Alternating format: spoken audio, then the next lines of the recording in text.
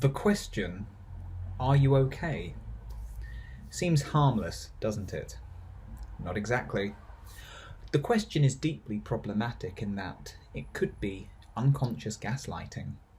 As I have explained before, autistic people have innumerable ways of expressing their emotions, and these may not be expressed in a manner most would associate with happiness, smiling, clapping, jumping up and down, etc. An autistic person could be perfectly content, and all it takes is for someone to ask this question, and then they are immediately given a complex. They felt okay prior to being asked this question, and now the skepticism and presumptuousness of the person asking is causing them to doubt their own emotional state and obsess over it. Am I okay? Clearly not if you're asking with such concern. I better investigate.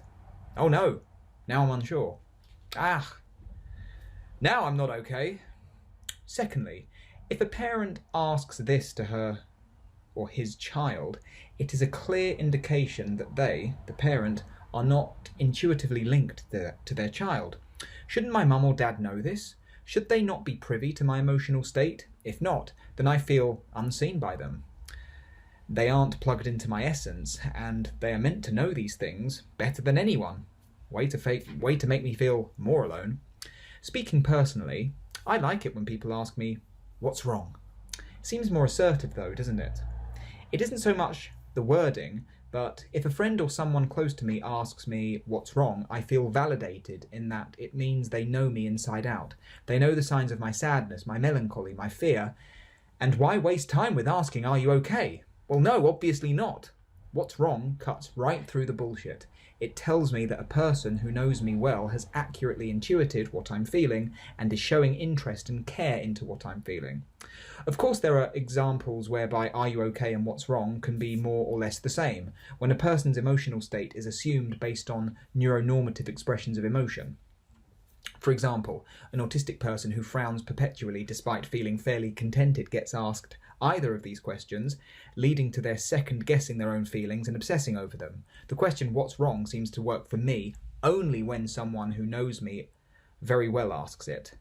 Next up, a huge proportion of autistic people are alexithymic. They have difficulty with or cannot discern their own emotions, so a person asking them this could be like pressuring a blind person to guess the colour of the shirt you are wearing. In this instance, of course, asking "what's wrong" is pointless and problematic too. For those of us autistics who aren't alexithymic, it can still be a chore selecting and prioritising the many emotions surging through our vessel for sake of answering the question. It is for the above reason that the question "how are you" can be a nightmare. Is it any of your business how I am? How are you is emotional perversion, the emotional equivalent of asking someone, "How big is your dick?" Ironically, the person asking the question is rude, not the recipient of the question, who refuses to answer. They're right to do so. People tend to ask "are you okay" when they are anxious about another's emotional state. It's almost as though they want you to be okay, which renders the question a demand.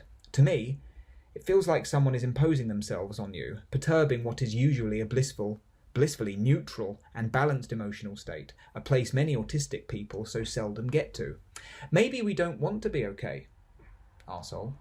Maybe feeling something else is more worthwhile. Also, maybe we were okay anyway. The issue here is that people aren't familiar with how emotions manifest in autistics. When someone asks me, "Are you okay?" I suppose my answer is, well, now I'm not. You don't even need to ask this question to me. You can guarantee that daytime, nighttime, anytime, there is something out there begging for me to complain about it. And so long as I get to complain, I am happy.